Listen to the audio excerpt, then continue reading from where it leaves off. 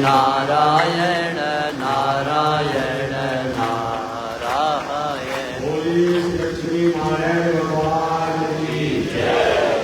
अनंताचार्य कृपया वेदांत द्वयपार रामकृष्ण विसर्जनम विश्वक्षेण मुनिं भजे कासाय यज्ञसूत्रम् शुचिवकुशितथा चोदपुण्ड्रं चवार यशास्ते रक्षरस्ते कलिकुमतिगिरिन्द्रवज्रं कृष्णं संसाराग्निशान्ते मृतजलममलं दारुपात्रं पवित्रं श्रीविश्वकुसेन सूर्य पदकमलयुगम् श्रेयसे संस्कृतामि लक्ष्मीनाथ समारंभा नाथयामुर्मध्यमा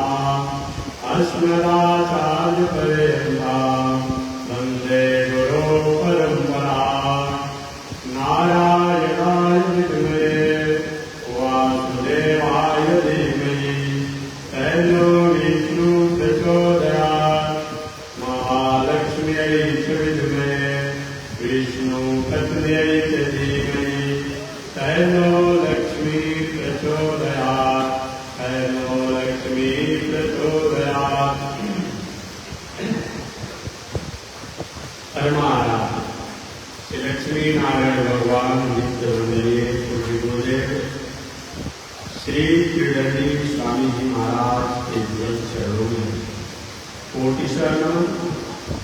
भगवत भागवत आचार्य प्रेमचर्य पारायण पाव मुनि पर पाव कथा को किया गया था। पिछले दिन पाव कथा प्रसंग अंतर्गत मेडिटेशन किया था कि मेरी छात्र का पाव क्षेत्र है 88,000 संत महात्मा लोग निशारण की कथा स्थल पर पहुंचे हुए उस कथा का आयोजन कराने वाले ऋषियों में श्रेष्ठ श्री शौनक ऋषि जी हैं। व्यास गति पर रोज कोई न कोई कथा सुनाता, कोई एक सप्ताह, कोई एक महीना, कोई 6 महीना ऐसे ऋषि जैसे भूखा होती और चले जाते। वो अन्य सागर में लगभग 1,000 वर्षों तक चलने वाला है कहानी बनता। एक दिन पहले से आए हुए व्यास जी के शिष्य श्री सूत जी को शौनक जी ने अभिनंदन स्वागत करते हुए व्यास की तरफ बैठाया। व्यास गति पर बैठाया। पहले तो सूत जी अपने को संकोच किया कि बड़े बड़े संत महात्मा ज्ञानी विज्ञानी विद्वान होते हुए उनको इस व्यास पीठ पर बैठाया जा रहा है। इसके युग में बड़ा आदमी वही है जो अपने को कोई बड़ा मानता है। विद्वान वही है जो अपने को कोई विद्वान मानता है। दानी वही है जो अपने को कोई दानी मानता है। उसमें भावना ही नहीं है कि हम बहुत बड़ा दान किए, बहुत बड़ा सेवा में, बहुत बड़ा ज्ञानी है, बहुत बात तस्वीर है, बहुत बड़ा जय करने वाले लोग वो कभी अपने शुद्ध महाराज पिता क्या तो बड़े बड़े संत महात्मा ज्ञानी उपासना विदात्मा हुए उसके बुद्धि व्यास से चल बैठ जाता। ठीक है, भावनाओं को मैं आगे करता हूँ। सूर्य व्यास नहीं तो बैठे सौर्य जी ने कहा कि मानव धर्म क्या है, भगवत धर्म क्या है, भागवत धर्म क्या है, भगवान इस संसार में क्यों आते हैं, आकर भगवान क्या करते हैं, भगवान ने कौन तुमसे दिलाए क्या कृष्णा अवतार में, भगवान के जाने के बाद धर्म कहाँ रहता। हालांकि यहाँ तो बहुत संक्षिप्त है, लेकिन श्रीमद् भागवत महापुराण के अंत में 92वें स्कंध में निवेदन किया गया है, 92वें स्कंध में निवेदन किया गया है कि भगवान के इस धराधाम को त्याग कर जाने के बाद वह धर्म जो है भागवत में रहता है, बद्री नारायण में रहता है, संत महात्मा की जहां कथा होती है वहां रहता है, मंदिर की मूर्ति में रहता है, धर्म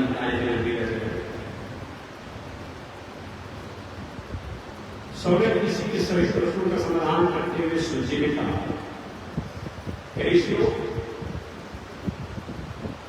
कलयुग में मानव के कल्याण के लिए सबसे सरल और सहज कोई साधन है, वह साधन का नाम है भागवत। भागवत का मतलब भगवत प्रोक्ता इतिहास या भागवत प्रोक्ता इतिहास, जिस कथा में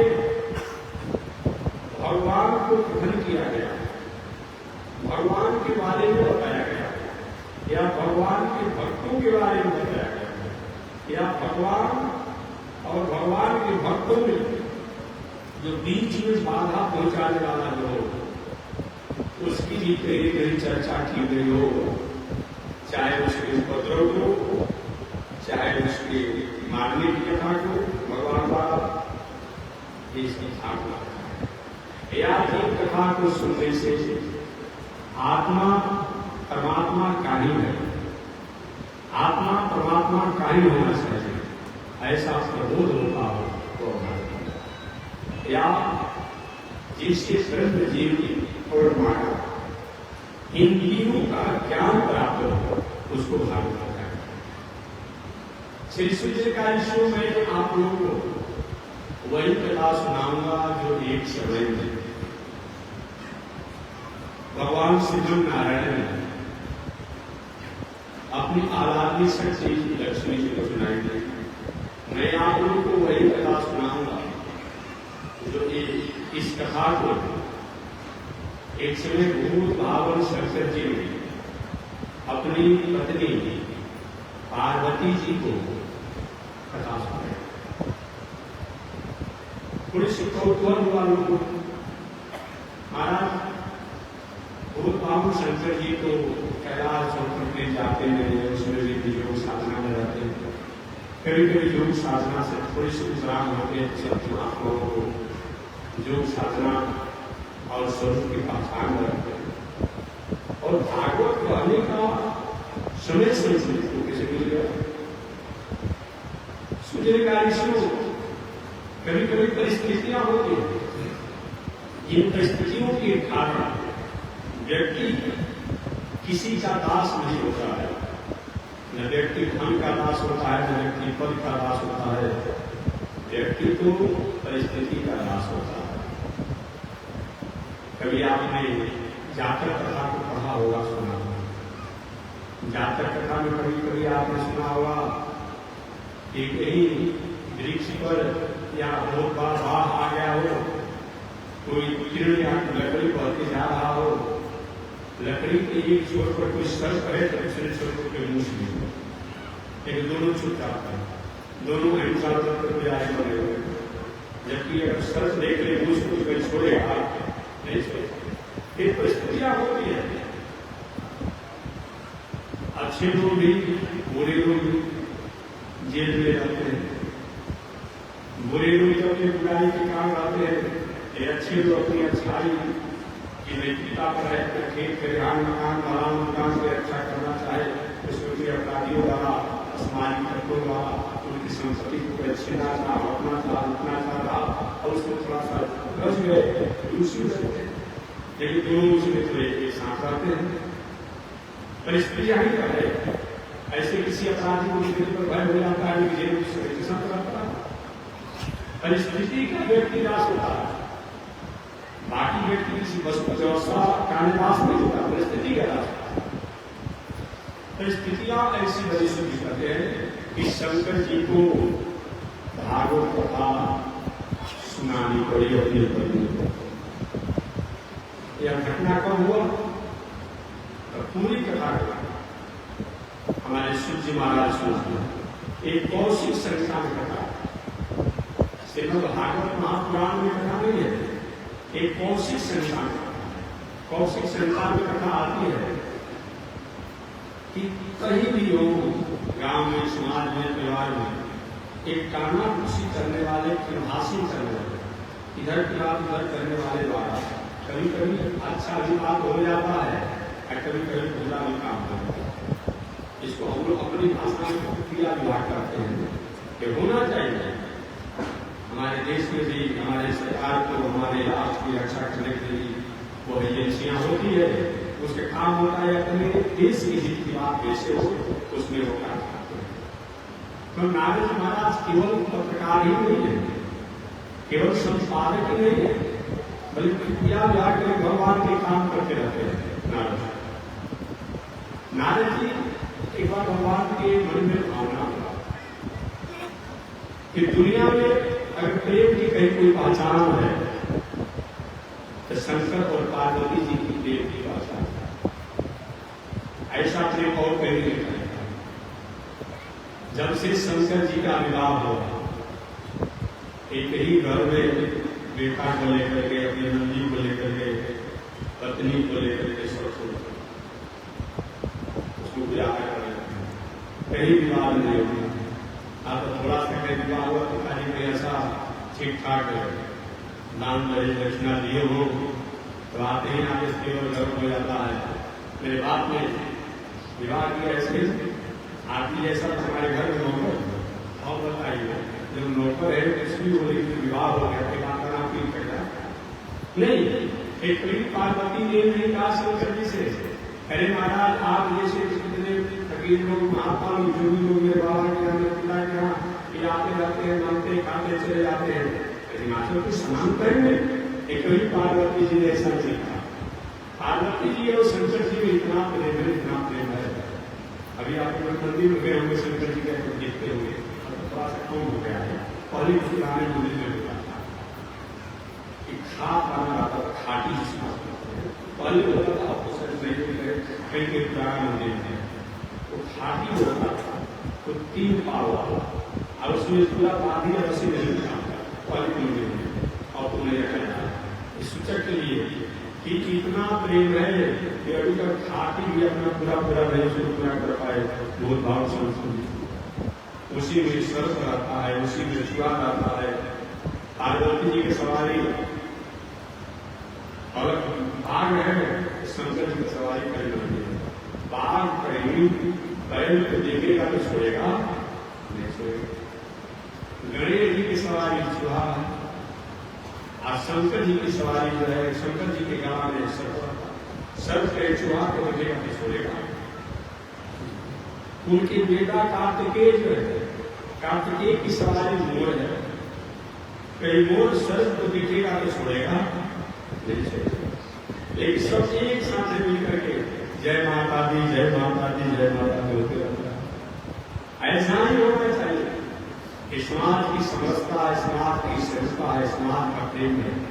परिवार में इसी प्रकार से हम और आपको रहना चाहिए। परिस्थितियां तो आती रहती है, जाती रहती है, परिस्थितियां आएगी जाएगी। एक बार एक मोदी जी ने उसे कहा कि आपको बहुत जीवन में कष्ट, बहुत जीवन में कष्ट है। हमने कहा कि आपने कष्ट को मांगा है क्या? नहीं मांगा। तो हमने कहा आपने कष्ट को नहीं मांगा, कष्ट आपको मिल गए, दुख आपको मिल गए। आप सुख को भी नहीं मांगे, सुख आपको मिल गए, आनंद आपको मिल जाएगा।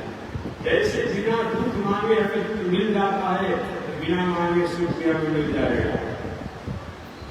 दिन है तो दिन रहेगा, मिलेगा। हम नहीं चाहेंगे कभी दिन की अपनी अंतराल के साथ सायंकाल होगा, रात्रि होगी, पूरा दिन होगा, ये चलते रहते हैं तो सुख और दुख तो जीवन में आते हैं। इसलिए अच्छे व्यक्ति जो होते हैं, सज्जन पुरुष होते हैं, वो सुख की भी कामना नहीं करते हैं, जैसे दुख की कोई कामना नहीं करता है, तो सुख की कामना नहीं करते। ये जीवन क्या है? निर्जर है, मस्ती ही इसकी पानी है, सुख दुख के दोनों तीरों से चल रहा है। हमारे जीवन का एक किनारा है सुख और एक किनारा है दुख। इसी से ये जीवन गुजरते रहता है। अतः सुख और दुख दोनों में हमें यह मानना चाहिए कि हमारे पास सुकृत का फिक्स डिपोजिट है और हमारे पास सुख है, पर हमारे पास कहीं किसी प्रकार के ऐसा जो कर्म नहीं होना चाहिए, ज्ञान अज्ञान हो गया, उसका फिक्स डिपोजिट है। हालांकि दोनों जीवन को निर्भर करने वाला होता है। सुख में क्या होता है? सुख में हमारा क्षय हो जाता है और हम उसी स्थिति को प्राप्त करते हैं। दुख में क्या होता है? हमारा पाप क्षय होता है और हम सुख को प्राप्त करते हैं। इसलिए जीवन में सुख दुख है तो आना सहज है और आते रहेगा। इसको कोई रूप नहीं सकता। शंकर जी और पार्वती जी दोनों में प्रेम है। भगवान श्रीमन नारायण ने विचार किया कि दुनिया के लोग कहते हैं कि प्रेम और पार्वती और शंकर जी जैसा है, लेकिन इनमें भी कभी न कभी थोड़ा सा खटास होना चाहिए। लेकिन खटास कौन कर सकता है? एक कौन इनमें भेद कर सकता है? एक में भावना भगवान श्री नारायण को, लेकिन घर में भी कभी कभी कौतूहल होना चाहिए। कौतूहल तो हमारा जीवन का एक पहचान है, लेकिन कौतूहल ऐसा होना चाहिए जो हल करने का, समाधान करने का निर्णय करें। आप परिवार में बाल बच्चों के साथ रहते हैं, लेकिन छोटे बच्चों के साथ भी आप रहते हैं और युवावस्था के साथ का प्रभाव करते हैं, वृद्धावस्था के साथ होना चाहिए। लेकिन ये नहीं कि अब बालक के साथ रहते बालके बन जाइए, वृद्ध के साथ रहते वृद्धे बन जाइए। नहीं, आप रहिए सबके साथ, लेकिन अपने और जो सच पथ है उस पर रहना चाहिए। नारद जी को प्रेरणा भगवान ने दिया। महाराज शंकर जी में पार्वती को थोड़ा सा भेद करा दीजिए। दुनिया के लोग कहते हैं कौशिक से इंसान विश्वास कर रहा है, भागवत में नहीं है, भागवत की बात बोलेंगे तो नहीं है। नारद जी तो नारद जी, भगवान श्री नारायण के मन है। नारद जी भगवान को जो भाता है वही नारद जी को करना।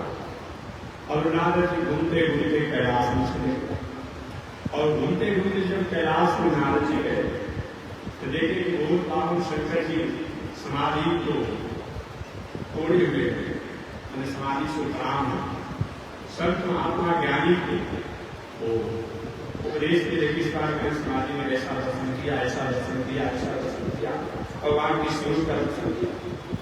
संत महात्मा को सुन रहे और अचानक उसी समय नारद जी कैलाश में प्रवेश किए तो शंकर जी के पास नारद जी गए। महाराज जी धन्यवाद हाथ जोड़ गए, पार्वती जी के अंतर के चले गए। देखिए आप कितना भी बड़े आदमी, आप कितना भी बड़ा आदमी, उसको अंतर गिरी में पहुंच जाने का आज्ञा में दीजिए, कहीं बोर्ड भाग कर देगा, हिसाब में डालना चाहिए। और शंकर जी संत महात्माओं को उपदेश दे रहे हैं, ज्ञान उपदेश कर रहे हैं। नारद जी पार्वती जी के अंतर गिरी में चले गए और अंतर गिरी में चले गए। नारद जी पार्वती जी प्रणाम किया, माता जी प्रणाम प्रणाम। पार्वती जी भी नारद जी को प्रणाम किया, अरे गुरु जी प्रणाम प्रणाम प्रणाम। पार्वती जी नारद जी को गुरु जी मानते थे, क्योंकि नारद जी नहीं होते तो पार्वती जी का विवाह अधूरा हो जाता। आपने सुना होगा श्री पुराण में कि सारे देवता पार्वती से कहे, बेटी जो भी तुम्हारी तपस्या साधना है, ये तपस्या साधना को राम लेते, जिसको प्राप्ति के लिए तुम तपस्या साधना कर रही हो, कोई पक्का कार्य हो, कोई वायु के लिए प्राणायाम कर रही हो, इन संसार को प्रति बनाने के लिए उसको अपने अनेक ठिकाना नहीं है, खाने का ठिकाना नहीं, पढ़ने का ठिकाना नहीं है, बोध देवों के साथ रहता है, क्या मिलेगा तुमको? बहुत लोगों ने समझाया मुझे। पार्वती ने सीधी सीधी बात कहा, देखिए जी हमने तो शंकर को ले लिया, लेकिन आपको जो कहते हैं क्या मिलने वाला है, मैं भी जानती हूँ कि विश्व सकल गुण धाम, जाय जाय से दिल लगे, काय काय से। मैंने तो पूर्व जन्म में ऐसे कर लिया है, मेरे पति और स्वामी अगर कोई होगा और वो भाव शंकर होंगे। महाराज आप लोग को आशीर्वाद देना है, मतलब करना है, तो बाबा भूत बाबा भी मेरे स्वामी बने, पति बने, ये आशीर्वाद दे दीजिए, अगले तो आप लोग यहाँ से जाए। सब लोगों ने समझाया है, पार्वती नहीं मानी, एक भले में तुम्हारी रह जाऊंगी, जीवन को समाप्त कर लूंगी, तपस्वी जीवन बिताऊंगा, लेकिन शंकर जी के अलावा मैं दूसरे से विवाह नहीं करूंगा। नारद जी ने ऐसा अगुवाई किया, सबको मना दिया और पार्वती जी का विवाह बहुत भाव शंकर जी से किया। इसीलिए पार्वती जी नारद जी को अपना गुरु जी मानते हैं कि अगर नहीं होते तो एक भूत भाव शंकर को मैं स्वीकार करना चाहती थी, वो में नहीं प्राप्त होते। और नारद जी पार्वती जी को अपने माता मानते हैं, इसलिए माता मानते हैं कि शंकर जी की वो पत्नी है और शंकर जी समाज का कल्याण करने के लिए पिता बाबा जैसे आदरणीय है, उनको माता मानते हैं। नारद जी ने भी प्रणाम किया और पार्वती जी ने भी नारद जी को प्रणाम किया। हालांकि हमारा वैष्णव दर्शन है, वैष्णव दर्शन में वैष्णव दृष्टवा प्रणवे दंडवत, वैष्णव दृष्टवा। एक वैष्णव जो है दूसरे वैष्णव को लेकर प्रणाम करे, हाथ जोड़े। आप मानते हैं कि हमारे आदरणीय, हम मानते हैं कि आप में भगवान की सत्ता है, तो आप भगवान की सत्ता और स्वरूप मानकर मैंने भी हाथ जोड़ दिया। आप मैंने मेरे गुरु इसी बात को रामचरितमानस में भी, मानसकार में कहीं संस्कृत कर ही दिया कि एक सिया राम में सब जग जानी, कर राम जोर जोता। सब जगह ईश्वर की सत्ता को मान करके आज ऐसे विचार के नारद जी ने भी पार्वती को प्रणाम किया, पार्वती ने भी नारद जी को प्रणाम किया। आगे पार्वती के कहा बाबा थोड़ा विश्राम खाइए, बहुत दूर से चलता है विश्राम खाने के बाद कैसा होगा। नारद जी को लड़ने की बात अगर करते हैं पार्वती जी तो लड़ना क्या बताता है। दुनिया में कहीं भी कोई विश्वास का साधन नहीं, विश्वास का साधन दुनिया की ओर विश्वास का दिखावा है, कोई विश्वास करने को नहीं है। दुनिया के लोग स्वार्थी हैं, अपने स्वार्थ किसी को मतलब है।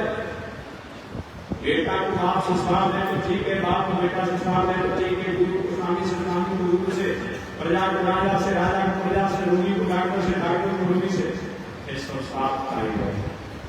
कोई किसी का प्रेम नहीं करेगा, किसी को स्वार्थ प्रेम करता नहीं है, सब लोग स्वार्थी हैं।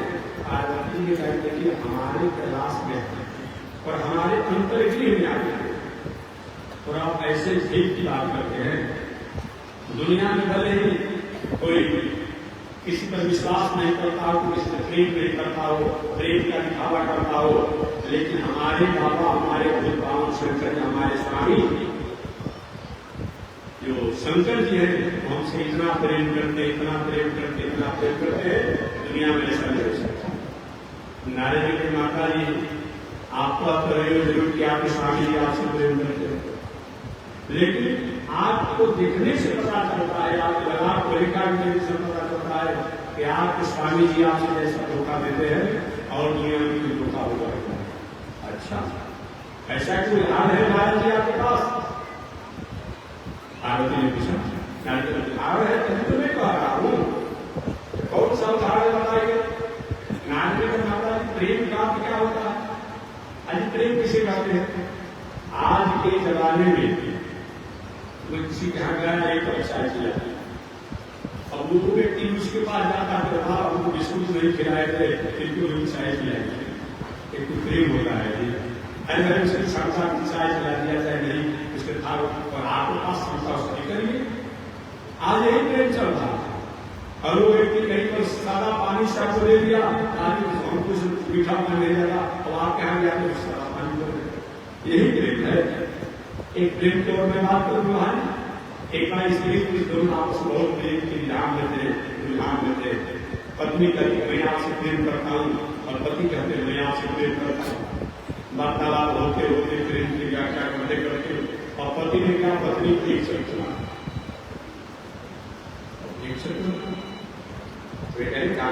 मान दिया अपने गलती का, मैं आपसे प्रेम करता हूँ। प्रेम का पहचान में मैं आपको एक बेटा एक चीज करना।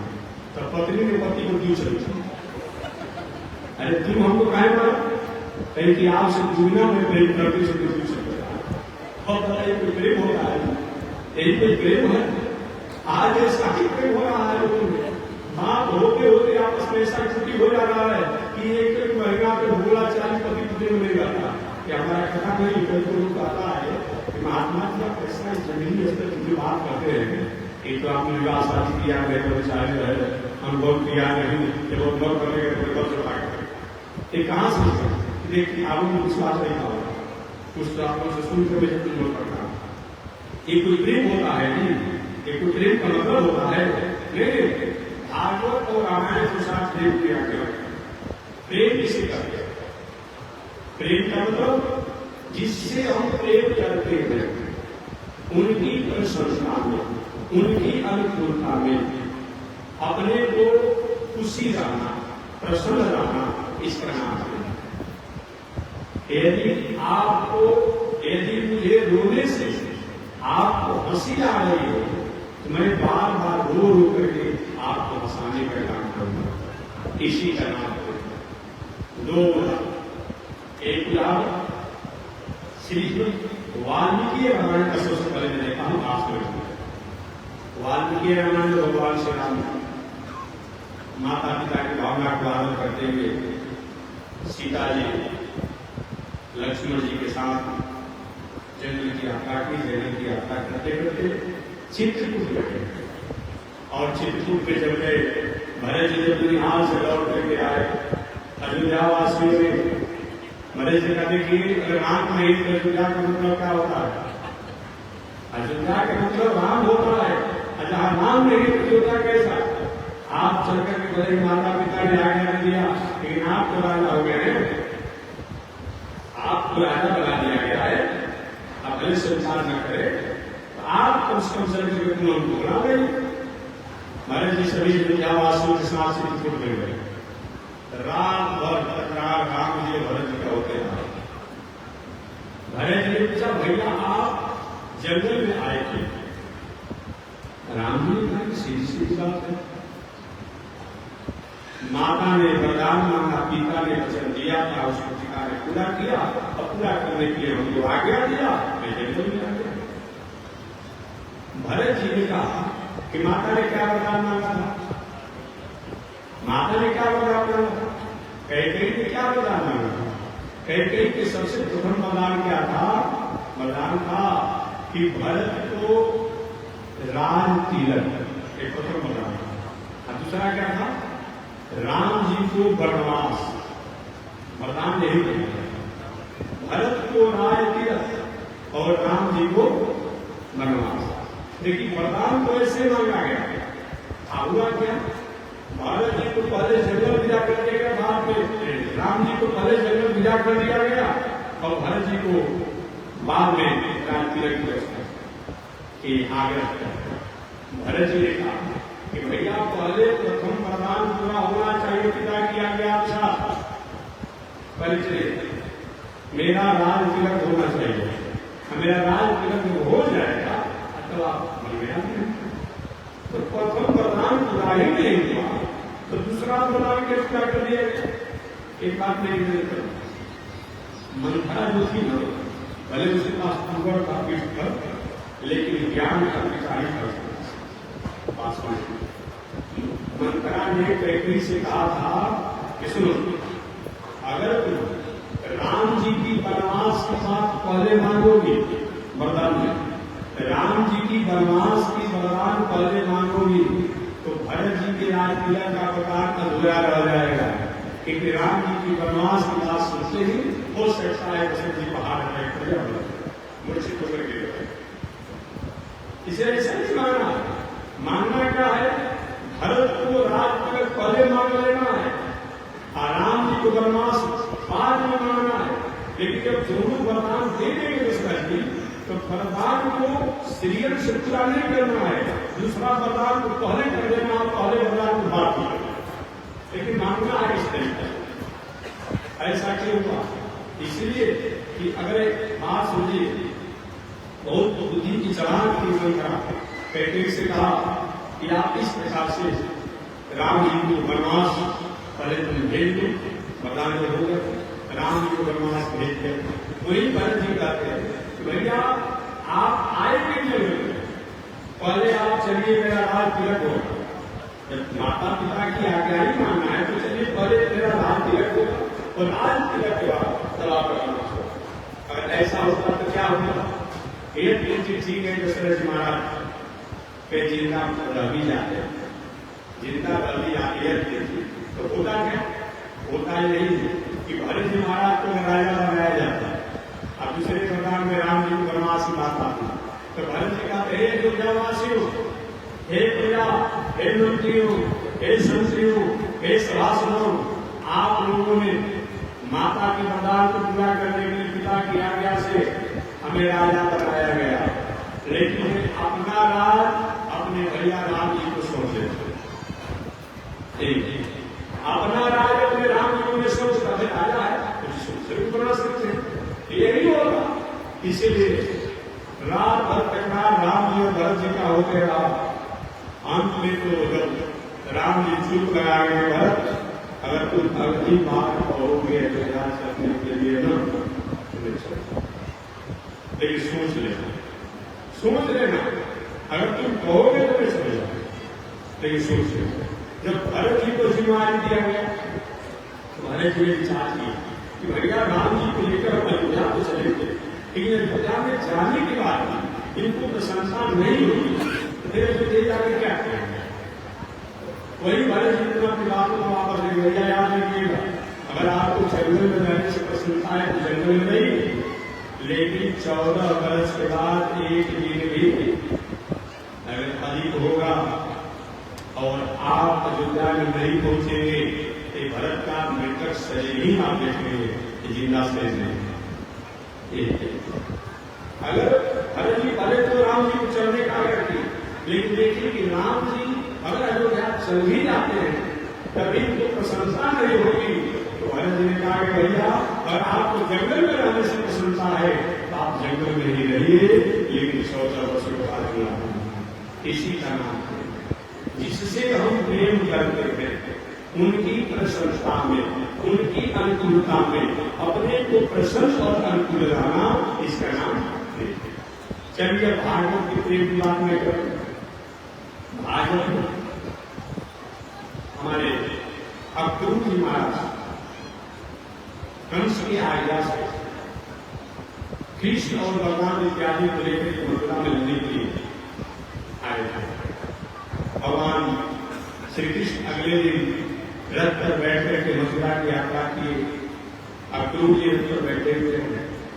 जब यह समाचार गोपियों को पता चला, गोपालों को पता चला, मैया यशोदा को पता चला, नंद बाबा को पता चला कि मथुरा से अक्रूर जी आए हैं जो मेरे कृष्ण और लोगों को मथुरा लेकर जाना चाहते हैं। चारों तरफ से गोपियों ने रथ को चक्का डाला, नहीं जाने दिया। मेरे प्राण को, मेरे स्वामी को, मेरे आधार को कैसे लेकर जा सकते हैं? और सुबह की यात्रा तय की गई और लगभग शाम होने वाला था। गोपियां रथ के चक्कों को छोड़ रही थी, जान को छोड़ नहीं रही थी। अंत में भगवान श्री कृष्ण ने कहा, हे गोपियों, हे ब्रजवासियों, हे ब्रज गोपालों, मैं आप लोग प्रेम को प्रणाम करता हूं। मुझे मथुरा जाने दीजिए, मैं कल से लौट करके आ जाऊंगा। ये बातों को जब गोपियां सुनी, अच्छा हम तो समझ रहे थे कि मथुरा से अक्रूर आए, अक्रूर कृष्ण को लेकर जा रहे हैं, लेकिन सब कृष्ण मथुरा जाना चाहते हैं। अब सारे गोकुल में रथ के चक्का गुजार की यात्रा खाली की नहीं जाइए, जाइए। अगर आपको मथुरा जाने से प्रसन्नता है तो आप जाइए। कृष्ण एक बात आप कर जा रहे हैं, मैं परसों आऊंगा। एक बात थोड़ी सी असल है, आप अगर नहीं गए होगे तब तो हमें उम्मीद था कि आप आ सकते थे, लेकिन आप कह कर जा रहे हैं कि मैं परसों आऊंगा। एक तय हो गया कि परसों आप नहीं आएंगे। यही बात भी श्रीमद् भागवत महापुराण में भी आपको मौका मिलेगा। और बलराम जी को वृंदावन में आने की बात आती है, गोकुल ब्रज में आने की बात आती है, लेकिन कृष्ण भगवान को हमने नहीं पढ़ा है कि कहीं को पूरा लौट करके वृंदावन और ब्रज गोकुल में आए। मैंने नहीं पढ़ा, पर आप पढ़े हुए तो दिखाइएगा, हमको भी थोड़ा सा अच्छा होगा लिखने में। लेकिन मैंने नहीं पढ़ा, बलराम जी का हम समझिए खड़गपुर में यहाँ से कुछ चाहे मोहनिया होगा तो नहीं पड़ेगा, तो यहाँ से चाहे तो पैदल जा सकता है, पैदल आ सकता। मथुरा से ब्रज की कोई दूरी है क्या? चाहे तो सुबह चले शाम को लौट करके आ गया, लेकिन रात में लौट करके कभी नहीं आया। वही लोग क्या कहते, कृष्ण ये बात आपका करना रहे हैं, मैं परसों लौट करके आऊंगा। नहीं, मैया ने सोचा मेरी बात कहा, लाला तुमने माटी खाई है। मैया खाती रह गई, आपने कहा मैया मैंने नहीं खाया। आपने अपने मुख में पूरे विश्व ब्रह्मांड को दिखा दिया, लेकिन आपने माटी नहीं दिखाया। आप मैया के लाला तुमने माखन खाया है, दही खाया है, आपने सब कुछ दिखा दिया, लेकिन ये बात को नहीं माना कि मैंने खाया। आप कर जा रहे हैं गोविंद कि मैं परसों लौट करके आऊंगा, आप लौट करके नहीं आएंगे। लेकिन आपकी प्रसन्नता अगर है कि हमें मथुरा जाना चाहिए, इसी का नाम है जिससे हम प्रेम करते हैं, जो स्नेहास्पद है, जो स्नेहास्पद है, जो शरीर के जो है, जो आदरणीय है, उनके प्रति उनकी प्रशंसा में, उनकी अनुकूलता में अपने को प्रसन्न और अपने को अनुकूल रहना, इसी का नाम प्रेम है। अब हम किसी बातों को मनवा देने से एक प्रेम नहीं है। यार ये होता है, हम बातों को, अपनी बात को मनवाना चाहते हैं, एक प्रेम नहीं है। प्रेम का मतलब कि हम जिससे करते हैं उनकी भावना का आदर करना, इसका मैं निवेदन करना चाहता हूँ। भोग बाबू शंकर जी ने, नारद जी ने आज माता जी दुनिया में कोई प्रेम किसी से करता नहीं है, प्रेम का केवल दिखावा है। पार्वती ने कहा दुनिया में भले प्रेम जो करे आगे करे, प्रेम का दिखावा करे, मेरे बाबा भोग बाबू शंकर जी मुझसे प्रेम करते हैं, इतना प्रेम करते हैं और दुनिया में जो नहीं करता है। नारद ने कहा कि आपके स्वामी आपसे जितना प्रेम का धोखा देते हैं उतना और दुनिया में कुछ नहीं। पार्वती भी ऐसा कोई आपके पास प्रमाण है क्या? नारद ने कहा हाँ, प्रेम में किसी वस्तु को नहीं छुपाया जाता है, प्रेम में किसी व्यवस्था को नहीं छुपाया जाता है। कहीं जो मित्र है बहुत बड़ा प्रेम करता है, संचार की टेंशन होता है, कहीं कहीं भाई थोड़ा सा घर में दीजिए ना, खेत का आरम्भ करना है, दुकान घर में रखा हुआ है, बहाना बताए भाई को चूक गया और बताइए ऐसा होता है। जहाँ बहुत प्रेम है, एक छोटी वस्तु को नहीं देना चाहते हैं। नहीं, प्रेम में किसी वस्तु को नहीं छुपाया जाता, किसी व्यवस्था को नहीं छुपाया जाता है, किसी व्यवहार को छुपाया नहीं जाता है। ये प्रेम का मतलब होता है। नारद ने कहा माता जी आपके स्वामी जी आपसे प्रेम करते हैं तो मैं तो नहीं मानता, लेकिन आप कहती हो कि हमारे स्वामी हमसे प्रेम करते हैं, तो प्रेम में किसी को छुपाया नहीं जाता है। अपने गर्दन में मुंडों की माला जो पढ़ते हैं, इसका राज को बताए हो पार्वती जी पूरे मोदी के लिए बोली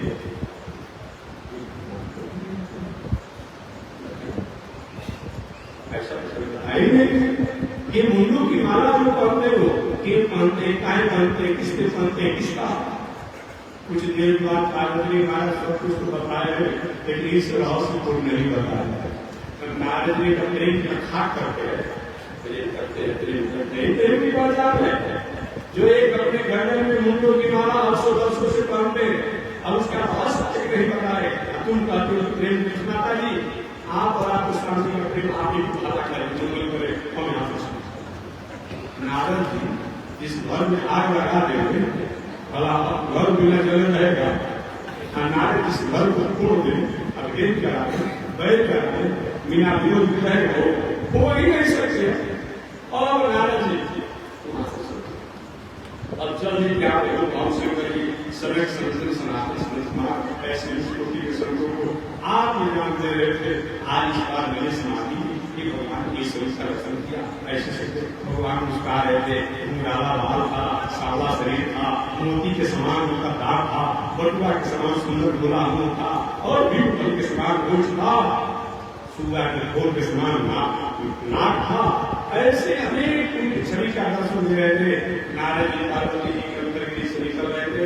महाराज जी समय नहीं है आप सबसे सुने का हमें आगे नारद जी और कहीं थोड़ा सा काल से कथा सत्संग कम करके माता जी से बैठते थे। बाबा ने समझे नारद जी सारा करके बता रहे कि कोई भी घर में कुछ न कुछ कांड जरूर कर दिए होंगे, और समझ गए सत्संग महात्मा को विदा करके तब बहुत धाम शंकर जी पार्वती जी करके यहाँ पर कुछ परंपरा है। अब घर प्रति की गीत इत्यादि हो, अब कुछ औरतें बड़े जोर से आ रहे, अरे दाल नहीं है, सब्जी नहीं है, ये लोग कुछ नहीं सिखाएंगे। ऐसा नहीं होना चाहिए, सब लोग चले जाए, धीरे से आए काम कोई बात कर दीजिए, ये बात बताया है। और वो धाम शंकर जी सबको विदा कर दिए। विदा करने के बाद पार्वती जी के भवन में और समझिए कितना ठंडा है, तो जो गया वही समझेगा। अभी हम गए थे वो दिन तो बगल में तो कैलाश है जी, कैलाश के आसे पास में है, कितना ठंडा है वो समझ में आ जाएगा। और उस ठंडा के क्षेत्र में आप पार्वती जी जो है उनके कपोल पर गालों पर पसीना कर देखिए शंकर जी पार्वती जी का आंख में लाल लाल कपूर पर गालों पर पसीना कर रहे हैं, कोट भड़क रहा है। मैं कुछ नहीं कि मैं बाहर से खाले भीतर से बची हो गए, उनकी बोलना होता है वो बार बार उदाहरण दे रहे थे अपने आप में। इधर पार्वती जी आवेश में है, जब ऐसा कि शंकर जी घटना में देखा था और गए शंकर के देवी के 30 बार की वजह समाधि में भगवान के ऐसे स्वरूप का दर्शन किया, ऐसे स्वरूप का दर्शन किया कि आनंदित हो गया। ऐसा स्वरूप कोई दर्शन नहीं आया। 2-4 बार जब कहे कि पार्वती बोली, अरे देवी जी बोल क्यों नहीं रहे हो, बोल क्यों नहीं रहे हो, क्या बात है? पार्वती ने महाराज रहने दीजिए, हो गया, रहने दीजिए, हो गया। इसका मतलब क्या होता है? पार्वती ने पेश का मतलब है कि आप बाहर से जितना काला है उनसे दुगना काला आप अंदर से। बाबा ने ऐसे ही अपने पति को बोला जाता है, जैसे तुम बोल रहे हो, काला में समझती हो क्या होता है? काला में कपटी होता है, काला में छलिया होता है, काला में जगान होता है, काला में धूप होता है। अपने पति को ऐसे ही बोला जाता है जैसे तुम बोल रहे हो। पार्वती महाराज आप पति नहीं तो क्या है जी, आप छलिया नहीं तो क्या है जी, आप धूप नहीं तो क्या है जी, आप काला नहीं तो क्या है जी। बाबा कहे देवी आज जीवन में मैंने अपने लिए अलग से कुछ काम नहीं किया, एक साथ रहे, एक साथ खाए और तुमको कपड़ी करती बताओ तुमसे कौन से कपड़ मैंने किया है, कौन सा कपड़ किया है जो तुम कपड़ी करती हो, छलिया करती हो। पार्वती का एक कपड़ नहीं है। आज आप अपने गले में मुंडों की माला पहन रखे, इसका रहस्य आपने बताया कि मुंडों की माला क्यों पहने हैं, कहाँ पहने हैं, किस लिए पहने हैं, कब से पहने हैं, किसका पहने हैं, आपने बताया कि कपड़ नहीं है। बाबा ने कहा यही तो एक दूसरे प्रेम का सूचक है, एक दूसरे किसी की मुंडों की माला नहीं है। जब जब तुम मरती हो तो तुम्हारे मरने के बाद तुम्हारी यादगारी में तुम्हारे ही मुंडों की माला में पहनता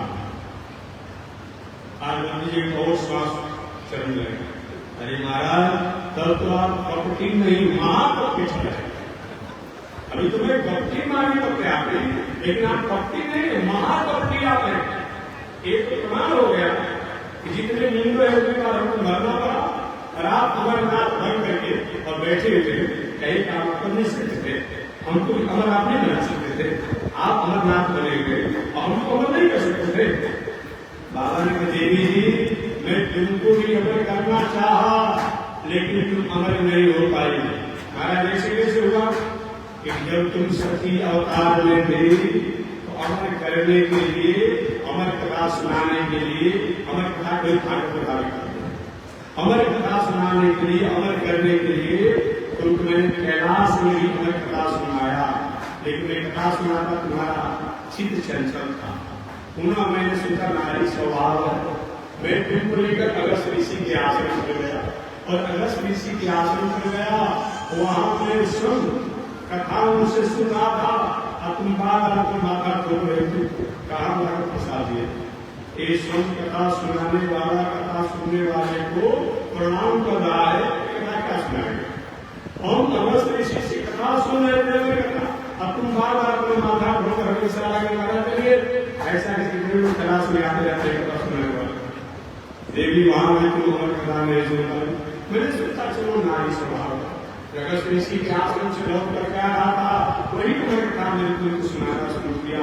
बीच में हमारे स्वामी हमारे आप भगवान श्री नारायण वो रामा अवतार होकर के माता पिता की मर्यादा को पालन करने के लिए एक विलही का रूप बना करके जंगल में अरबों से, दिलों से, टुकड़ों से, पहाड़ों से सीता की पूछ रहे थे। सीता को तुमने देखा है। अचानक घटना लौट रहे हो रहा था जब सती अवतार की, आपने पूछा महाराज कौन है, तो मैंने कहा कि यही मेरे स्वामी है, ये मेरे भगवान है, ये मेरे आराध है, मेरी विवाह में मुझे शंका के द्वारा ऐसे ही पूरा जीवन आपने बता दिया। जो समय जड़ से पूछता है, पेड़ों से, छोटों से, नदियों से, धर्मों से, वृक्षों से पूछता है। मैंने कहा देवी जी यही तो नाटक है। नाटक में वो वस्तु नहीं होता है, लेकिन जब तक नाटक किया जाता है ऐसे ही किया जाता है, इसीलिए उसका नाम नाटक। कोई किसी का बेटा, कोई किसी का बाप, किसी का भाई बनकर बोलता है मैं इनका बाप हूँ, मैं इनका बेटा हूँ, मैं इनका भाई हूँ, नाटक अच्छा लगेगा। नाटक तो अच्छा लगेगा अरे बाप बेटा भाई हो, लेकिन मंच पर जो है ये हरिश्चंद्र जी है, ये रोहित जी है, ये काशी का एक राजा है, ये सब नाटक होगा। एक भाई हरिश्चंद्र बन गया, एक भाई रोहित बन गया, बेटा एक वो काशी का डूम राजा बन गया। अब कौन नाटक पहले लगता हरिश्चंद्र का नाटक है। अगर एक उनका बेटा उनका भाई है तो नाटक अच्छा लगेगा? नहीं लगेगा। देवी जी एक भगवान विरही का रूप बनाकर के नाटक कर रहे, संसार के लोगों को कौतूहल करने के लिए, आनंद करने के लिए। एक जो आगे तुमने नहीं माना और जाके राम जी का परीक्षा लिया, परीक्षा का सफल हो गए। उन्होंने लौटकर तुम कैलाश में आए। कैलाश में आने के बाद तुम्हारे पिता द्वारा एक बहुत बड़ा जग का आयोजन किया गया। जग के आयोजन में हमें आमंत्रित नहीं किया गया था, मैं नहीं गया। तुमको भी मैंने रोका, तुम नहीं गया, तुमने नहीं माना और मेरी अवज्ञा करके अपने पिता के जग में गई और वहां जाकर जब तक मत सुना। वही आज पार्वती ने कहा ठीक है मैं समझ गया। मैं सती रूप में जब थी आपकी पत्नी तो मैंने आपकी अवज्ञा की, इसका परिणाम हुआ मैं कथा नहीं सुनता। लेकिन अभी तो मैं पार्वती हूँ, इस शरीर से तो मुझे अमर कथा सुना दीजिए। बाबा ने कहा इस जन्म में भी अमर कथा सुनने का योग नहीं है, इस जन्म में भी योग नहीं है। पार्वती ने कहा योग हो या न हमको अमर कथा सुनाना पड़ेगा, सुनाना पड़ेगा, सुनाना पड़ेगा। अरे नारी हत्या नहीं है, नारी हत्या तो परिणाम है कि दशरथ जी को शमशान में जाना पड़ा। 4 होता है, उन 4 अपने सबसे प्रथम क्या होता है, एक बाल, छोटे छोटे लड़का जो होते हैं, हमें खिलौना चाहिए, हमको चाहिए, चाहे आपको फिर जवाब देता हो या नहीं देता हो, तुमको चाहिए। एक बाल होता है। और दूसरा क्या होता है, नारी हक। नारी का भी हक होता है। कभी कभी किसी बात को लेकर के आपसी कसरत हो गई और परिवार बाल बच्चा संपत्ति सबको छोड़ करके टोल डाल करके चले फांसी लगाकर चली जाती है। कितना कठिन काम है, नारियत है। तीसरा क्या है, राजा का हक होता है, राजा का भी बहुत बड़ा काम होता है। और चौथा हक क्या होता है, जोगी सन्यासी का हक होता है। आप नहीं सुना होगा, जब भगवान श्री कृष्ण या भगवान श्री राम जब जन्म लिए थे तब वो बाबू शंकर जी उनके दर्शन करने के लिए गए। यशोदा मैया ने ब्रज में गोकुल में काट में दर्शन नहीं करा था, महाराज आपका वेश ठीक नहीं गए। अंत भूत बाबू शंकर जी ने ऐसा हक कर लिया कि नहीं करा उनके हाथ में चांद लगे। मैया को दर्शन कराना पड़ता विश्वास भागवत में आप जानेंगे कि नारी हक होता है, जो भी हक होता है। तो बाल हक, नारी हक, राज हक और जोगी हक, ये चार हक होता है। और पार्वती ने कहा चाहे योग हो या ना हो, संयोग हो या ना हो, ये नहीं चलेगा महाराज, आपको हमें कथा सुनानी पड़ेगी। जिस कथा को सुनकर के आप अमर बनेंगे। बाबा ने कहा ठीक है, यहाँ कैलाश में कथा नहीं सुनेंगे, यहाँ दूर मांगने जाना लगा। लेकिन कथा प्रवचन अपनी माताओं को बताओ, अरे भाई बाल भोपालों को लेकर आती हो, ये कहाँ रहेगा, वो भी साथ में रहेगा, वो भी रहेगा। मैं कहता हूँ कि माताएं उनके पास बाल भोपाल जो है, छोटे छोटे बालक जो है, उनको घर मत छोड़िए, यहाँ लेकर के आएंगे तो बाल मनोरंजन करेंगे। बाल भोपाल है ना, तो बाल मनोरंजन करेंगे, करना ही चाहिए, लेकिन रहेंगे कम से कम जाते समय आते समय पालो, हाथ जोड़ो, प्रणाम करो, सीखेगा संस्कार। तो बाद में सब इसलिए मंदिर में जाओ तो, कथा में जाओ तो, पूजा में जाओ तो कुछ मत करो, एक बेटा की सत्ता से बैठ पाओ। नहीं भी जानता है अध्यात्म के बारे में, नहीं सीखा हुआ तो संस्कार है। आज ऐसा नहीं किया, बड़ा हो गया तो बाहर आया कटा काट और संस्कार को स्वीकार एक गौरव हो जाएगा। इसीलिए छोटे बच्चे बालक में थोड़ा बाल उपाल करेंगे, नाटक करेंगे। इसलिए मैं भी कहता हूँ आपको, लेकिन पास में और आपको इकट्ठा करेंगे कहीं आप जाइए तो परेशानी ना हो, पास में रखिए, समझा करके बुला कर पास में रखिए, बैठाइए, ये होगा। और पार्वती जी लेकिन हमारा आपको हमें कथा सुनाना पड़ेगा। बाबा ने कहा कथा कैलाश में नहीं होगी, यहाँ भी का रहेगा, कथा सुनने वाले तुम रहोगे, कथा सुनाने वाला मैं, तीसरा क्रम नहीं है। ठीक है महाराज। और कैलाश में लोग इस काम किया, निश्चित काल के लिए कैलाश में सारे कार्यक्रम को स्थगित किया। तो बाबू शंकर जी पार्वती जी के साथ अब कैलाश में पहाड़े होते हुए अमरनाथ क्षेत्र से गए। और अमरनाथ क्षेत्र में जब गए, लेकिन देवी जी कथा में वही सुनाऊंगा, तब सुनाऊंगा जब आप सुनने वाले लोग मैं सुनाने वाला हूं। तीसरा कोई व्यक्ति नहीं कहेगा कथा क्षेत्र के आसपास कोई नहीं है, पार्वती ने 400 जाकर देखा कोई था क्या, एक सूगी के गर्भ से अंडा प्रकट हुआ था। वो अंडा कुछ समय का हो गया था और अंडा फूट कर कुछ जीव निकल गए थे, उसे छोटे छोटे पैर, छोटे छोटे हाथ, मुंह सब वही है। एक बहुत बड़ा नहीं, वो अंडा दूसरा नहीं, वो भी एक राशि है। वो अंडा दूसरा नहीं, वो राधा रानी का लीला सुख था। ये भी शास्त्रों में आते हैं कि एक बार श्री कृष्ण भगवान और राधा रानी में आपस में टकराव हो गया, विवाद हो गया। कृष्ण भगवान ने कहे राधे जी गोलोकधाम, गोलोकधाम हमें गोलोकधाम, अभी उसमें लोग प्रकट नहीं हुए। राधा जी हम पृथ्वी पर जाएंगे, प्राणियों को भक्ति का प्रचार करेंगे, भक्ति चलने का देश देंगे। राधा ने ऐसा नहीं चलेगा, हम पृथ्वी पर जाऊंगा, आप गोलोकधाम में लेंगे। भगवान के मेरे तुम भी चलो रहो, आप वृषभान नंदनी बन जाओ, हम वसुदेव नंदन बन जाएंगे, नंद नंदन बन जाएंगे।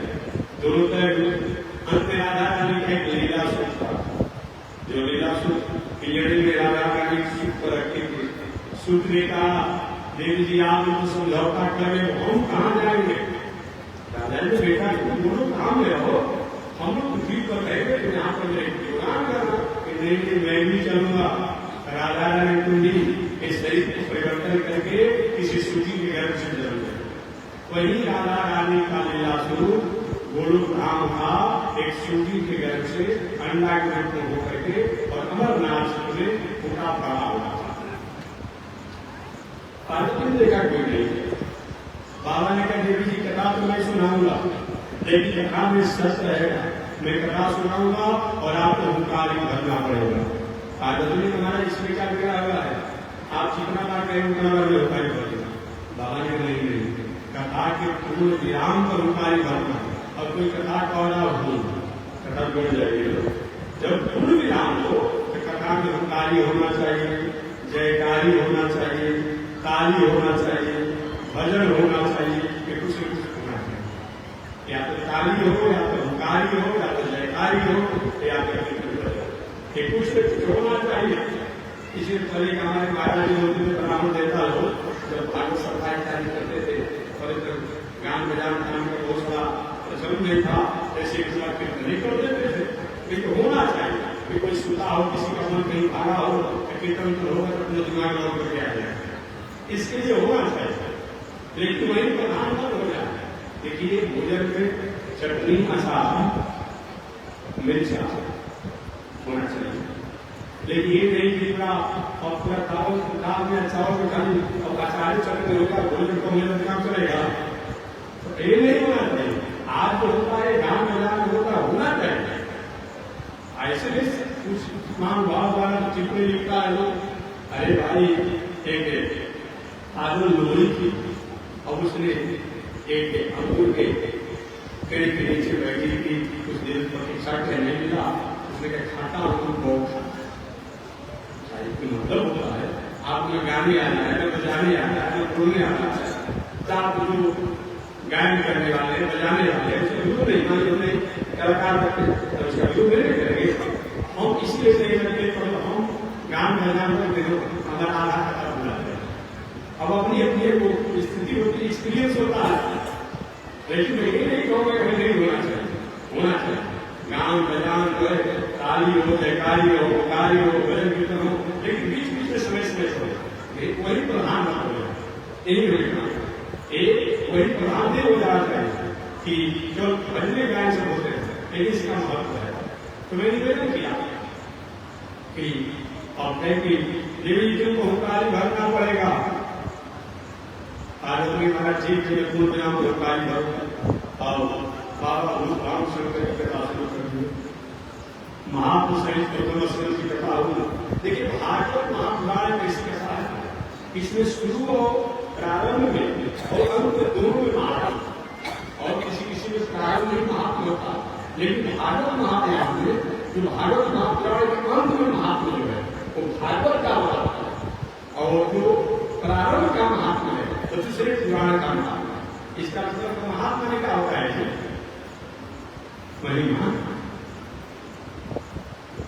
हम व्यक्ति अच्छे आदमी है, विद्वान है, धनवान है, हम कभी भली आदमी है, हम विद्वान है, हम बलवान है, अच्छी बात है। लेकिन दूसरा व्यक्ति अगर हमारे बारे में बताता है कि मैं सही में विद्वान है, कि सही में बुद्धिमान है, सही में धनवान है, उसका बहुत और बढ़ जाता है। भागवत महापुराण सही में कल्याण करने वाला है। इसको पद्म पुराण में, स्कंद पुराण में वर्णन किया गया है, इसलिए इसके महत्व और बढ़ जाता है। तो शुरू में भी महत्व है और बाद में भी महत्व। ऐसे बहुत बाबू शंकर जी भागवत कथा सुनाते रहे। बीच में जब पूर्ण विराम होता तो पार्वती जी कथा कम सुनती, हुंकारी नहीं, उनका ध्यान रखकर हुंकारी नहीं बोलूंगा तो कथा बंद करूंगा, मान गए कथा नहीं सुन। ऐसे कथा होते होते 10 स्कंद तक कथा किसी प्रकार का नहीं, लेकिन 6 घंटा पास चलिए मन में ये रहेगा कि नाला वही दिमाग में चला है। लेकिन दिमाग ध्यान नहीं, इधर उधर पता उठेगा। कोई पूजा पाठ, लेकिन मन करते तो पूजा हो, पाठ हो, जो उस करेंगे तो ये भी आधा घंटा 1 घंटा होगा कि आपने इतना भी आ जाएगी या आपने मूल करते हुए अपनी उसको ठीक से देना है, समझा देना है, ये करना है, नहीं सब दिमाग में सब चलते रहता है। ये बात अनुभव नहीं है हमारा जीवन जीवन ताकि महिला समाज में समझिए नियम से इंसान जो होगा देखिए कैसे होगा 100 घंटा क्लास के लिए वही बुद्धि रहेगा वहां तो नहीं घटता है कि पता करो बेकार होता है, लेकिन एक अच्छा काम करने से ना हमारा भाग जाता है। और क्या हुआ पार्वती जी का धीरे धीरे दिन शुरू हो गया, कभी आगे बोल देती कभी पीछे बोल देती रुकाई कभी पीछे बोल देती बाबा कथा सुना तो हो सकता है कि कथा के प्रभाव से आवाज बदल गया और धीरे धीरे वो राधा रानी का लीला सुन रहा वो कथा सुनते सुनते उसमें शक्ति हो गया, एनर्जी हो गया और वही अभूतारी भावना शुरू कर दिया। 10 वर्ष के बाद 11वें स्कंद आया, 11वें स्कंद में श्री कृष्ण उद्भव संवाद, श्री कृष्ण उद्भव संवाद की जब कथा है तो पार्वती पूरा निर्देश सो गई। ऐसा बारह मूल भाव से कथा सुनाते रहे भागवत के 12 स्कंद की कथा सुनाते। बोलिए भागवत भगवान की जय। पार्वती जी का महाराज समझते आपने श्री कृष्ण उद्भव की कथा सुनाई थी कि भगवान श्री कृष्ण जब 125 वर्ष की आयु को बिता करके जब जाने लगे तो उद्भव जी को उपदेश दिए। तो कौन सा उपदेश दिए? क्या बोला?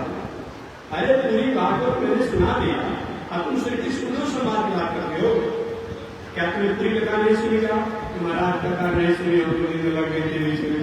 अच्छा तुम्हारी को बहुत आता एक हमको पता नहीं महाराज हम सोई हुई थी और बाबू शंकर अच्छा कौन ऐसा व्यक्ति है जो एक हजार बड़ा अधिकारी होकर सुन लिया और बाबा निकल एक कथा से गुजरे लेकिन वो सुख सावक हो गए सुखी करने से बचाओ शक्तिशाली हो जाता उम्मीद लगा वो पूर्ण हमारे पीछे से गए सुख सावक खबरदार मेरे त्रिशूल से बचने से त्रिशूल से बीमारी तुमने अधिकारी होकर क्यों ऐसा कर दिया?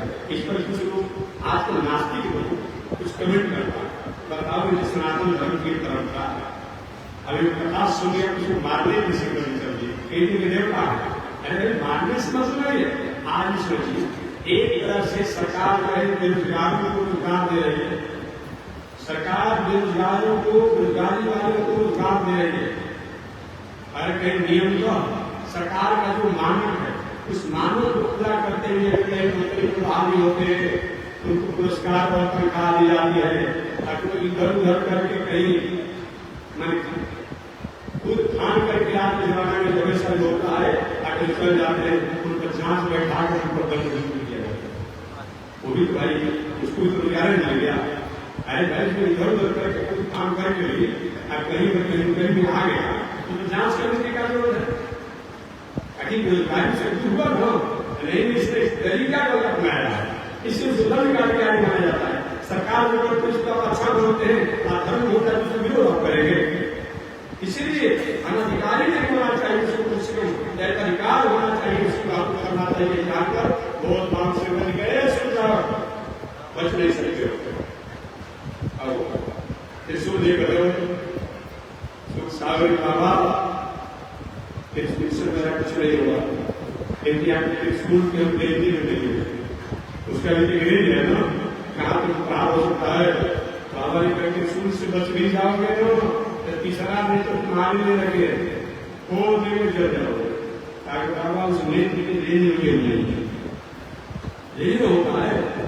और सुख सावक होते हुए जा रहा है बहुत मांग पीछे से जा रहे हैं जाते जाते जाते और सुख सावक ब्याज आसमान उड़ते हुए ऐसे आप देखेंगे अमरनाथ क्षेत्र केदारनाथ बद्रीनाथ व्याजी आसपास गणेश आसपास पहाड़े पहाड़े घुमा जाने पर बिना रास्ता के तो बहुत नजीक हो जाता है।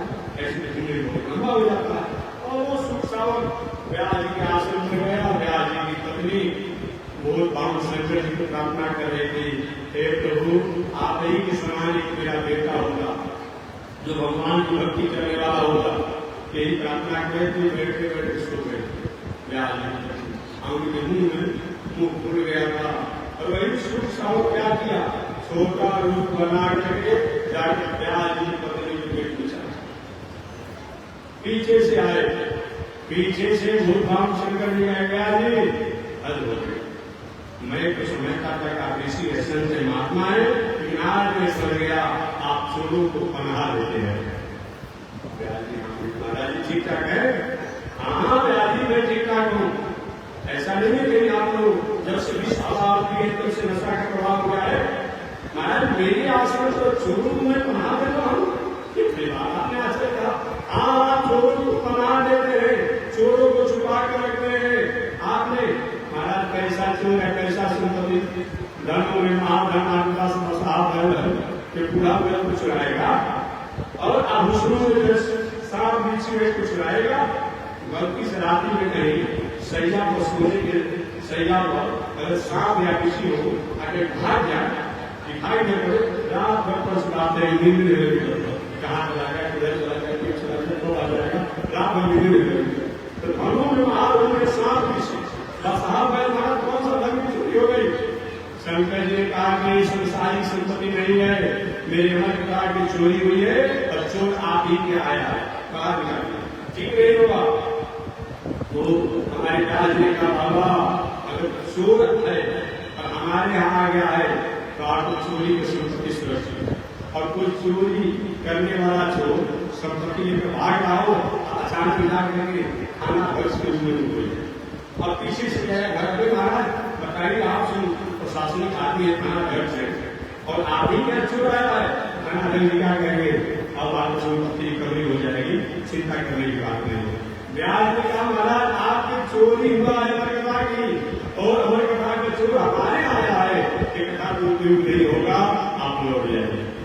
वही भूलभाम शंकर जी ब्याज को समझाने के बाद वहां से लौट और लौट जो गए पार्वती, मैंने कहा था ना कि इस जन्म में भी तुम अमर कथा नहीं सुनोगे, लेकिन तुमने माना नहीं। चलो इस बार तुम नहीं हो पाई।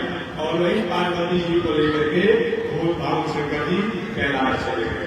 इधर व्यास जी की पत्नी अरणी देवी के गर्भ में वही राधा रानी का सुख सार जो अमरनाथ क्षेत्र में अमर कथा यानी भागवत कथा सुना था, वही क्या किया, वो व्यास जी पत्नी के गर्भ में सुख स्वरूप में बहुत दिनों तक रहा, लगभग 12 वर्षों तक रहा गर्भ में, 12 वर्षों तक रहा।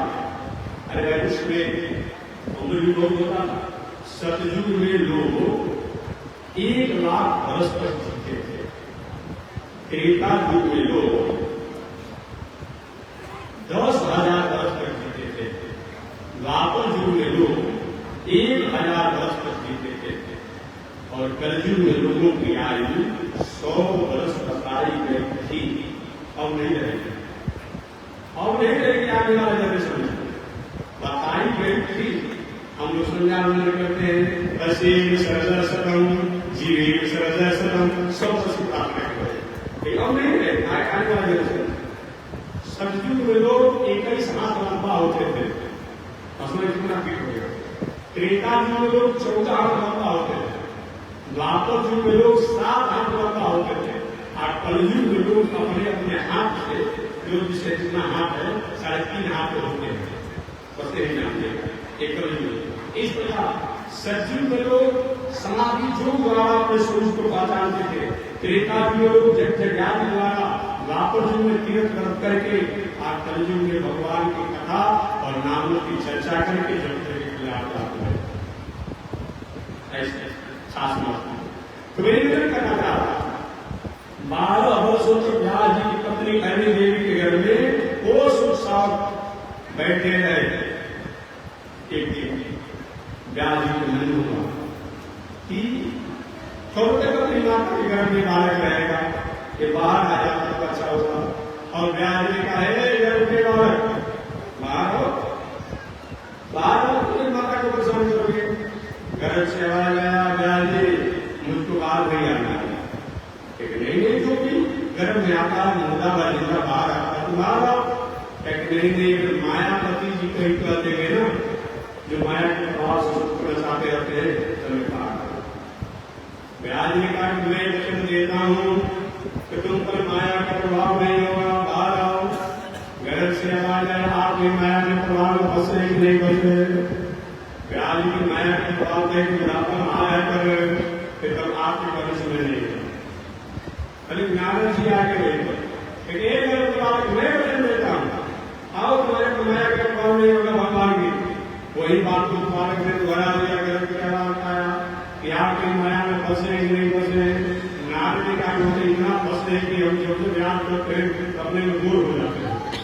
हाँ, 2 बार कहा नारद जी भगवान की माया दो बार फंसे कि 2 बार घटना में हमेशा याद आती है। एक तो आप जानते होंगे कि मोहिनी अवतार में, और मोहिनी अवतार को ब्रह्मचारी बनकर जो अहंकार हो गया, मेरे समान जो ब्रह्मचारी नहीं है, भगवान ने कहते कि मुझे ब्रह्मचारी हो चुका हो, एक अहंकार मत करो। और एक क्या कि भगवान एक तो शंकर जी के, ब्रह्मा जी के, देवा जी के, हम ही ब्रह्मचारी है। और भगवान का किसी के सामने चर्चा नहीं माने, हमेशा चर्चा करते रहे। वही उनको कभी नारायण कहते माइक श्रीनगर, कश्मीर वाला श्रीनगर नहीं, श्रीनगर है। वही भगवान से विष्णु मोहिनी बन करके और श्रीदेवी राजा बन करके नारद जी लौट करके आ रहे थे। विष्णु मोहिनी का सुंदर कराया, सुंदर में नारद जी सब प्रतिनिधि बन गए, हम जहाँ करने भगवान के पास में प्रभु अपना सुंदर रूप दे दीजिए हरि बाबा। भगवान ने कहा कि भैया मेरा कौन सा रूप लोगे? सबसे सुंदर रूप तो हरि का है। हरि मेरे सुंदर भी होता है और हरि मेरे पांडव भी होता है। भगवान ने पांडव में रूप दिया। नारद जी उस सफर में जेल बैठे, शंकर जी घर निकले बाबा। दर्पण दिखने का सवाल नहीं है क्या? खाने के लिए नहीं देखते हो, पहले नहीं देखते हो, जाकर खाली होने देखो ना, इतना सुंदर कन्या से विवाह करोगे। और नारद जी भी जाकर देखे, ये तो मानव का रूप हो गया है। भगवान बहुत ज्ञानी बनोगे। एक विष्णु आज कपटी नहीं है, छवि आपने जन्मान का कपटी है। समुद्र मंत्र हुआ, अपने लक्ष्मी को ले दिया, अपने आभूषण पहन लिया, बेटों को शराब पिला दिया और अनु कर दिया। आज किसी से पाला पड़ा हुआ है, उन्होंने ऐसे सवाल मुझे दिखाऊंगा। उधर भगवान विष्णु मुनि को सुंदर में जीत करके लेकर के आए, महाराज मेरी पत्नी का आशीर्वाद दे दीजिए। और नारद जी उतर गए, हे विष्णु नारायण, मैं श्राप देता हूँ, अभी तो हम उम्मीदवार से मेरी उम्मीदवारी को तुमने कैंसिल कर दिया, तुम्हारी आज भी पत्नी का हो जाएगा, यही मानकर तुम्हें रक्षा करेगा। अनेक साथ दिए। लक्ष्मी ने कहे हमारा गाड़ी है तो गाड़ी को गाड़ी ले आया आपने।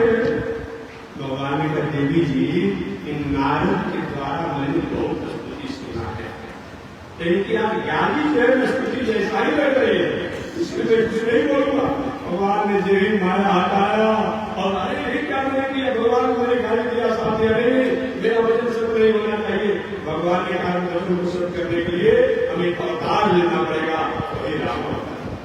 नारद घटना दूसरा घटना में बताता हूँ। एक बार नारद विचार के बाद एक विवाह हमारा होना और हमारा विवाह ही घोषित करके होगा 16,000 कितना 16,000 108 16,108 बाकी है।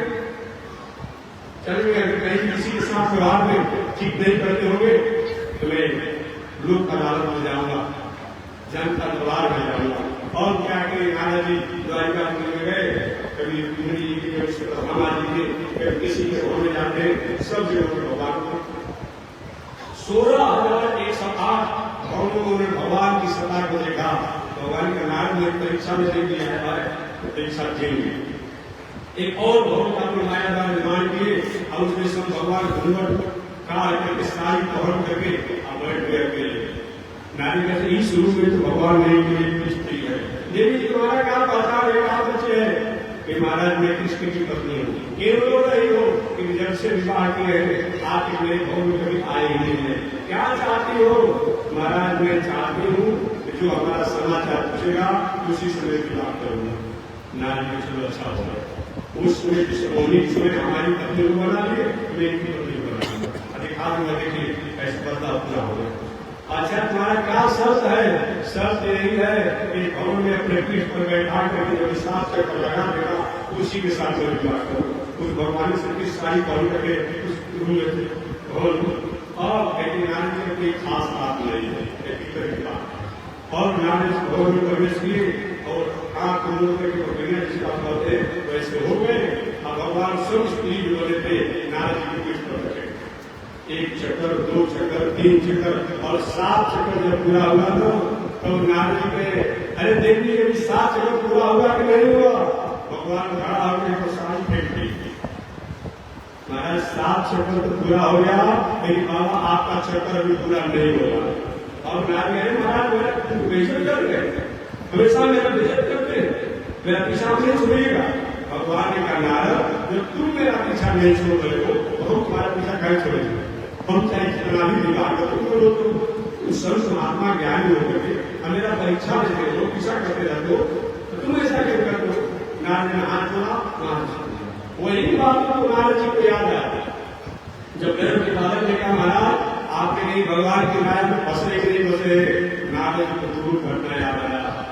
तब गर्भ के बालक ने कहा कि आज उसी तरह से है जो कोई आजीवन का आवासी हो और किसी का केलर बन करके जाएगा उसको बिल मिलेगा नहीं मिलेगा।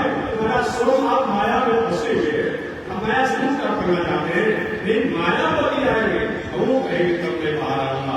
उसी से भगवान के बारे है गर्भ के बालक मैं तुझे लेता हूँ, तुम बाहर आओ, तुम्हारे पर मेरी माया का प्रभाव नहीं होगा। कोई भगवान के वचनों का व्यास जी की पत्नी अरणी देवी के गर्भ जो बालक प्रकट हुए वो बालक प्रकट होते ही जन्म लेते ही और बालकों के समान रोए नहीं, जन्म लेते ही जंगल की राह पकड़ लिए। उनका नाम ये भी नहीं काटा गया था, नाम को कंधे पर रख लिए, बस कुछ पढ़ने का मौका नहीं मिला, जंगल की राह पकड़ लिए। वही जंगल की राह पकड़े तो जाकर जंगल में समाधि साधना किए तो शीश चर्चा में वही बालक सुखदेव है जो राजा परीक्षित को कथा सुनाए हैं जो भागवत महापुराण है तो शीश चर्चा अगले दिन में करूंगा। तो वह सुखदेव जी प्रकट होकर के क्या किए और कैसे किए जो हमारे सूर्य जी ने उनको ध्यान किया उस भागवत में बताया। बस इसी के साथ समझे श्रीमन्नारायण श्रीमन्नारायण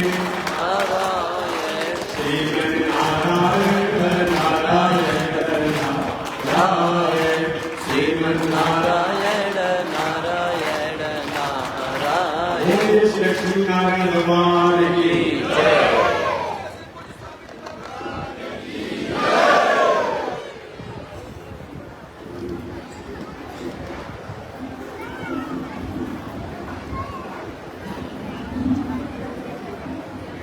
ओम चंद्रमानं सौजातर्गो सूर्योदयायत श्रोत्रात्माय सुतार सुभागयायत श्री सुखे लक्ष्मी सुभज्ञानोराते पांचवेद सुराणि रूपस्मिनो व्याजन्म विश्वनिगाणा मोमयिगाण सर्वलोकं मयिगाण। लक्ष्मी नारायण भगवान की जय, स्वामी जी महाराज की जय। ओम शांति शांति।